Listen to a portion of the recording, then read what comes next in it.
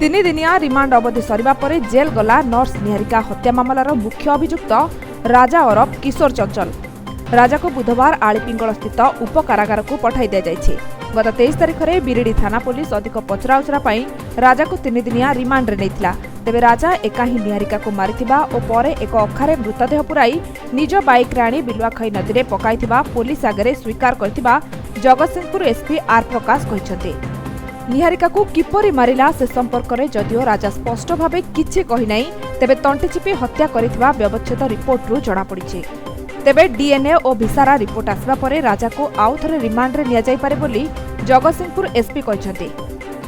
सांबादिक सम्मेलन में Jagatsinghpur SP R प्रकाश कहिथिले राजा को विवाह करने को निहारिका अमंग थिले, कारण निहारिका एक प्राइवेट नर्सिंग होम रे नर्स चाकरी करुवा बेले राजा बेकार थिला। तेणु निहारिका विवाह करने को मना करिबारु एतिरे क्षुब्ध होई राजा निहारिका को सबुदिन पई शेष करदेबा को प्लान करिथिला। योजना मुताबक गत 8 तारिख 4:50 रे राजा निहारिका को फोन करी नर्सिंग होम बाहर को आसिबा को कहिथिला। निहारिका आसिबा परे तांको बाइक रे बसाई कटक चाउलियागंज स्थित निजर जड़े सांगर एक भड़ा घर को नहीं आसिथिले। परे राति 7 ରୁ 8 भितर राजा निहारिका को तंटी चिपी हत्या करी तांको मृतदेह को एक अखारे पुराई रखिथिला।